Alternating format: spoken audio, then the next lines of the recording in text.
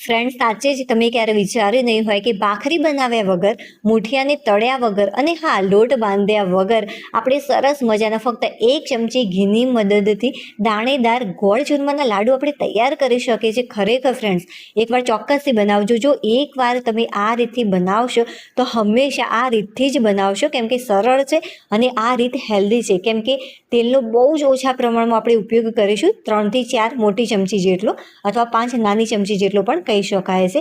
જુઓ કેટલા સરસ મજાના દાણેદાર લાડુ તૈયાર થયા છે. ચાલો ટેસ્ટ કરી લો. વાવ, ખરેખર સુપર બનીને તૈયાર થયા છે. તો ચાલો ફટાફટ બનાવવાની શરૂઆત કરી દઈએ. જો એકવાર તમે આ લાડુ બનાવશો અને એ પણ પરફેક્ટ માપથી, તો ચોક્કસથી પહેલી વારમાં એકદમ પરફેક્ટ બનીને આ રેસીપી તૈયાર થતી હોય છે. જુઓ, મેં અત્યારે ફ્રેન્ડ્સ લીધો છે ઘઉંનો કકરો લોટ, જે આપણે લાપસી બનાવવા માટે ઉપયોગમાં લેતા હોઈએ છીએ. આપણે ભાખરી પણ આનાથી બનાવતા હોઈએ છીએ. બસ એ જ લોટનો તમારે ઉપયોગ કરવાનો છે. બહુ જ એકદમ કકરો હોય છે, એનો આપણે ઉપયોગ નહીં કરીએ. તો ફ્રેન્ડ્સ, 2 વાટકી જેટલો અત્યારે મેં આ કકરો લોટ લીધો છે. કોઈ પણ એક બાઉલની અંદર આ બંને વાટકી આપણે જે લોટ લીધો છે નીકાળી લઈશું. ચાલો હવે આપણે આગળની પ્રોસેસ જોઈ લઈએ. મેં લીધો છે એક મોટી સાઈઝનો બાઉલ. તેની અંદર જે વાટકીની મદદથી તમે ઘઉંનો લોટ લીધો હોય, બસ એ જ વાટકીની મદદથી તમારે પાણી એડ કરવાનું. જો 2 વાટકી જેટલો લોટ હોય તો તેની સામે 1 વાટકી ભરીને પાણી ઇનફ છે. આ એકદમ પરફેક્ટ માપ છે. હવે આપણે આની અંદર એડ કરીશું તેલ. નોર્મલી આપણે જે ચમચી ખાવા માટે ઉપયોગમાં લેતા હોઈએ છીએ, બસ એ જ ચમચીનો અત્યારે મેં ઉપયોગ કર્યો છે. 4 થી 5 ચમચી જેટલું આપણે તેલ એડ કરીશું. તમે 3-1 ચમચી જેટલું તેલ પણ આની અંદર એડ કરી શકો છો, જો તેલ ઓછું ખાવાનું પસંદ કરતા હોય તો. હવે આપણે ગેસ ચાલુ કરી દઈશું અને જે ગેસની ફ્લેમ છે એકદમ તમારે ફાસ્ટ રાખવાની છે. હવે આપણે આની અંદર એડ કરીશું 1 ચપટી જેટલું મીઠું. ફ્રેન્ડ્સ, કોઈ પણ તમે મીઠાઈ બનાવતા હોય તેની અંદર ચપટી જેટલું જો મીઠું એડ કરવામાં આવે તો ખરેખર જે એની મીઠાશ હોય છે બહુ જ સારી લાગતી હોય છે અને બહુ જ બધી ક્વોન્ટિટીમાં તમે ખાઈ પણ શકો છો. આ ટ્રીકથી ચોક્કસ એકવાર આ ટ્રીક અપનાવજો. બસ સારી રીતે એકવાર આપણે મીઠાને મિક્સ કરી લઈશું. જો આ રીતે પાણીમાં ઉભરો આવવા લાગે ત્યારે જે ગેસ છે આપણે બંધ કરી દઈશું અને ગરમ પાણીની અંદર જે લોટ આપણે રાખ્યો હતો સાઈડમાં એ એડ કરી દઈશું. એકી સાથે બધો જ લોટ એડ નથી કરવાનો. આ રીતે આપણે અડધો લોટ એડ કરીશું, થોડુંક હલકું મિક્સ કરી લઈશું અને ત્યારબાદ ફરીથી આપણે અડધો લોટ એડ કરીશું અને ફરીથી આની સારી રીતે મિક્સ કરી લેવાનું છે. તમને શરૂઆતમાં એવું લાગે કે બહુ ડ્રાય છે, તો ફ્રેન્ડ્સ પાણી બિલકુલ પણ એડ કરતા નહીં. એકવાર તમે સારી રીતે આને મિક્સ કરશો ત્યારે તમને આઈડિયા આવી જ જશે કે પરફેક્ટ છે આ માપ. બરાબર, બિલકુલ પણ ઉપરથી પાણી એડ કરવાની જરૂરિયાત રહેતી જ નથી.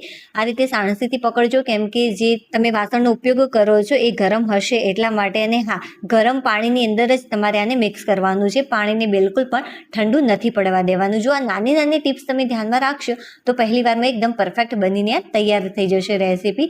જુઓ, સરસ મજાનું મેં આને મિક્સ કરી દીધું છે. આ રીતે તમે થોડુંક મિક્સર હાથમાં લઈને થોડું પ્રેસ કરશો તો જુઓ સરસ મજાના મૂઠિયા બંધાતા હોય છે અને બિલકુલ પણ આ ક્રેક નથી થતું. પરફેક્ટ લોટ બંધાયો છે. બાંધવાની તમારે જરૂરિયાત જ નહીં રહે. બસ પાણીની અંદર લોટને તમારે મિક્સ કરી લેવાનો છે ચમચીની મદદથી. તમને એવું લાગે કે સારી રીતે મિક્સ નથી થતો તો જ તમે હાથનો ઉપયોગ કરી શકો છો, નહીં તો આ ચમચીની મદદથી સારી રીતે મિક્સ થઈ જ જતું હોય છે. હવે આપણે લઈ લઈશું કોઈ પણ એક પ્લેટને આપણે તેલની મદદથી સારી રીતે ગ્રીસ કરી લેવાની છે. તેલ તમને ઓછું પસંદ હોય તો તમે ઘીનો પણ અત્યારે ઉપયોગ કરી શકો છો. ઘીથી પણ સારી રીતે તમે ગ્રીસ કરી શકો છો. હવે જે આપણે તૈયાર કર્યું છે મિશ્રણ, એ આ પ્લેટની અંદર નીકાળી લઈશું. રીત ફ્રેન્ડ્સ ચોક્કસથી જુદી છે બટ હેલ્ધી છે અને સાથે સાથે જેવા મેરેજમાં આપણે લાડુ ખાતા હોઈએ છીએ ને એના કરતાં પણ ટેસ્ટી બનીને તૈયાર થતા હોય છે. ખરેખર 100% હું તમને ગેરંટી સાથે કહી શકીશ કે બહુ જ સરસ લાડુ બનીને તૈયાર થતા હોય છે. તો ચોક્કસથી આ રીતથી બનાવજો અને ત્યારબાદ મને કોમેન્ટ કરીને કહેજો કે જે આ લાડુ છે તમારે કેવા બન્યા. હવે બસ હથેળીની મદદથી તમારે થોડું પ્રેસ કરવાનું છે અને પ્રેસ કરીને આ રીતે તમારે આને સેટ કરી લેવાનું. જો એક મોટા તપેલાની અંદર મેં પાણીને ગરમ કરવા મૂક્યું હતું. પાણી સારી રીતે ગરમ થઈ ગયું છે. કોઈ પણ આપણે સ્ટેન્ડ આ રીતે મૂકી દઈશું. જો સ્ટેન્ડ ન હોય તો વાટકીનો પણ ઉપયોગ તમે કરી શકો છો. જે પ્લેટ આપણે તૈયાર કરીને રાખી હતી બસ એ તમારે આ રીતે મૂકી દેવાની છે અને ત્યારબાદ ઉપર પાણી ન પડે એ માટે ઉપરથી આપણે ઢાંકણ ઢાંકી દઈશું.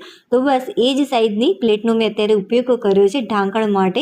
તો આ રીતે આપણે ઊંધી ઢાંકી દઈશું અને ઉપરથી આપણે થાળી ઢાંકી દેવાની છે. તમે તપેલાની જગ્યાએ કોઈ પણ કડાઈ કે પછી ઢોકળાના કુકરનો પણ ઉપયોગ અહીંયા કરી શકો છો. જે ગેસની ફ્લેમ છે એકદમ તમારે ફાસ્ટ રાખવાની અને ફાસ્ટ ફ્લેમ ઉપર 15 મિનિટ માટે તમારે આને કૂક કરવાનું છે. 15 મિનિટ જેટલો ટાઈમ થઈ ગયો છે. ચાલો ચેક કરી લઈએ. જો બિલકુલ પણ પાણી આના ઉપર નથી પડ્યું, કેમ કે જે પ્લેટ આપણે ઢાંકી હતી એના ઉપર પાણી પડ્યું છે. તો જો એકદમ પરફેક્ટ રીતે ફ્રેન્ડ્સ આ કૂક થઈ જ ગયું હશે. હવે આપણે કઈ રીતે ચેક કરી શકીએ કે આ પરફેક્ટ રીતે કૂક થયું છે કે નહીં? તો ચમચીની મદદથી થોડોક ભાગ આપણે કોઈ પણ એક પ્લેટની અંદર નીકાળી લઈશું અને ત્યાં સુધી જે ગેસની ફ્લેમ છે એકદમ તમારે ધીમી કરી દેવાની. આ રીતે મેં થોડોક કટ લગાવી દીધો કે જેથી આ ઝડપથી ઠંડુ પડી જાય. 30 સેકન્ડ માટે સાઈડમાં મૂકી દઈશું. જો 30 સેકન્ડ જેટલો ટાઈમ થઈ ગયો છે. ચાલો ચેક કરી લઈએ. આ રીતે તમે હથેળીની મદદથી ચૂરમું બનાવવાનો પ્રયત્ન કરો છો ત્યારે તમે જોઈ શકો છો એકદમ પરફેક્ટ રીતે આના દાણા દાણા અલગ પડી રહ્યા છે. મતલબ કે એકદમ પરફેક્ટ રીતે આ કૂક થઈ ગયું છે. જો તમને એવું લાગે કે આ રીતે દાણા દાણા નથી પડતા, લોટ જેવું હજી લાગે છે, તો તમે 2 મિનિટ માટે અથવા 4 થી 5 મિનિટ માટે ઢાંક્યા વગર તમારે કૂક કરવાનું છે. આમ કરવાથી જેટલું પણ પાણીનો ભાગ કદાચ ઉપર રહી ગયો હશે અથવા પડ્યો હશે અથવા પરફેક્ટ રીતે કૂક નહીં થયું હોય તો આમ કરવાથી પરફેક્ટ રીતે કૂક થઈ જતું હોય છે. હવે બસ ફટાફટ આને બહાર નીકાળી દઈશું. હવે ફ્રેન્ડ્સ આને સારી રીતે ઠંડુ કરી લઈશું. થોડુંક ઠંડુ થાય ત્યારબાદ આપણે આગળની પ્રોસેસ જોઈ લઈએ. તો જો ફ્રેન્ડ્સ આ પહેલાં કરતાં સારું એવું ઠંડુ થઈ ગયું છે. હલકું ગરમ હશે તો એનાથી કંઈ જ ફરક નહીં પડે. બટ હા, જો સારું એવું ઠંડુ થયેલું હશે તો ફટાફટ આ ક્રશ થઈ જશે હથેળીની મદદથી. હવે લઈ લઈશું બાઉલ અને તેને તમારે એક બાઉલની અંદર નીકાળી દેવાનું છે. હવે બસ આ રીતે તમારે આનું ભૂકું કરી દેવાનું છે. અને આ ફ્રેન્ડ્સ એક વિડીયો બનાવવામાં ખરેખર બહુ જ મહેનત લાગતી હોય છે. થોડીક પણ રેસીપી તમને પસંદ આવી રહી હોય, યુનિક લાગી રહી હોય તો પ્લીઝ વિડીયોને લાઇક કરી દેજો. ચેનલ પર નવા હોય તો ચેનલને સબસ્ક્રાઈબ કરવાનું બિલકુલ પણ ભૂલતા નહીં. અને હા ફ્રેન્ડ્સ, તમારે ઉતાવળ હોય તો તમારે શું કરવાનું, અને મિક્સર જારની અંદર ક્રશ કરી દેવાનું છે. તો એકદમ ઇઝીલી આ ક્રશ થઈ જતું હોય છે. જુઓ, સરસ મજાનું મેં એને ક્રશ કરી દીધું છે. ફ્રેન્ડ્સ, આજે મારે બહુ જ મોડું થતું હતું કેમ કે મારે બેબીને સ્કૂલમાં મૂકવા પણ જવાનું હતું. એટલા માટે ફ્રેન્ડ્સ મેં આને લાસ્ટમાં મિક્સર જારની અંદર થોડુંક ક્રશ કરી લીધું. તમે જો મિક્સર જારની અંદર ક્રશ કરવાના હોય તો મિક્સરને ચાલુ બંધ કરીને ક્રશ કરવાનું. એકદમ ઇઝીલી 2 થી 3 આંટા તમે ફેરવશો તો એકદમ પરફેક્ટ રીતે આ ક્રશ થઈ જતું હોય છે. તો 2 વાર મેં આને ક્રશ કરી લીધું છે, અલગ અલગ ભાગમાં ડિવાઈડ કરીને. હવે સારી એવી ફ્લેવર આવે એ માટે એલાયચી મેં વાટીને એડ કરી છે. 10 જેટલી એલાયચીના દાણા મેં નીકાળી લીધા હતા અને ત્યારબાદ વાટી લીધી છે. હવે સારી રીતે આને પણ આપણે મિક્સ કરી લઈશું. તમને જો પસંદ હોય તો તમે જાયફળ છીણીને એડ કરી શકો છો. તેનાથી પણ ટેસ્ટ બહુ જ સરસ આવતો હોય છે. અથવા એને વાટીને પણ એડ કરી શકાય છે. હવે ફ્રેન્ડ્સ, મેં લીધો છે 1 વાટકી ભરીને એકદમ ઝીણો ચોપ કરેલો ગોળ. જો તમને ગળ્યું ઓછું પસંદ હોય તો તમે પોણી વાટકી જેટલું ગોળ લઈ શકો છો. બટ અમારા ઘરે બહુ જ ગળ્યા લાડવા ખવાય છે એટલા માટે મેં 1 વાટકી ભરીને લીધો છે. જો ઓછું ગળ્યું પસંદ હોય તો અડધી વાટકી કરતાં તમારે થોડુંક વધારે લઈ લેવાનું ગોળ. પોણી વાટકું જેટલું કહી શકાય. તેની અંદર એક મોટી ચમચી ભરીને મેં ઘી લીધું છે. જો ઘી તમને વધારે પસંદ હોય તો 2 થી 3 ચમચી જેટલું ઘી એડ તમે કરી શકો છો. બટ અત્યારે હું એકદમ ઓછા ઘીની અંદર આ રેસીપી બનાવી રહી છું એટલા માટે મેં ઓછા પ્રમાણમાં એડ કર્યું છે. એક મોટી ચમચી ભરીને મેં આની અંદર ઘી એડ કર્યું. હવે જે ગેસની ફ્લેમ છે ફ્રેન્ડ્સ તમારે શરૂઆતમાં ફાસ્ટ રાખવાની 1 મિનિટ માટે, અને ત્યારબાદ જે ગેસની ફ્લેમ છે તમારે એકદમ ધીમી કરી દેવાની. ગોળ સારી રીતે પીગળી ગયો છે. આના કરતાં તમારે વધારે કૂક કરવાની જરૂરિયાત નથી. જો બહુ જ બધું તમે વધારે આને કૂક કરશો તો જે ગોળ ચૂરમાના લાડુ છે એ સારા નહીં બને, ચબ્બળ બની જશે.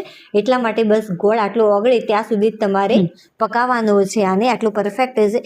હવે આપણે આની અંદર ચૂરમું એડ કરી દઈશું અને સારી રીતે મિક્સ કરી લઈશું. તમને એવું લાગે કે મિક્સર બહુ જ સોફ્ટ છે તો તમારે શું કરવાનું, ધીમા તાપે આને 2 થી 3 મિનિટ માટે કૂક કરવાનું છે. નહીં તો આ રીતે તમારે મિક્સ કરીને તરત જ લઈ લેવાનું હોય છે. બટ ગોળનું પ્રમાણ વધારે હોય અથવા તો ઘીનું પ્રમાણ થોડુંક વધારે પડી ગયું હોય, બહુ જ સોફ્ટ થઈ ગયા હોય લાડુ, તો તમારે 2 થી 3 મિનિટ માટે ધીમા તાપે કૂક કરી લેવાનું. તો પરફેક્ટ રીતે આ કડક થઈ જતા હોય છે. હવે બસ આપણે આને ખસખસની મદદથી કોટ કરી લઈશું. તો જુઓ, સરસ મજાના લાડુ બનીને તૈયાર થઈ ગયા છે. ચાલો સૂર્યપ્રકાશમાં તમને આનું ઓરિજિનલ રિઝલ્ટ બતાવું છું. કેટલા સરસ મજાના બનીને તૈયાર થઈ ગયા છે. મારા મોઢામાં તો પાણી આવી ગયું. ચાલો તોડીને બતાવું. જુઓ, બન્યા છે ને એકદમ દાણેદાર. ચાલો હવે આપણે ફરીથી મળીશું એક નવી ટેસ્ટી અને હેલ્ધી રેસીપી સાથે. ત્યાં સુધી બાય.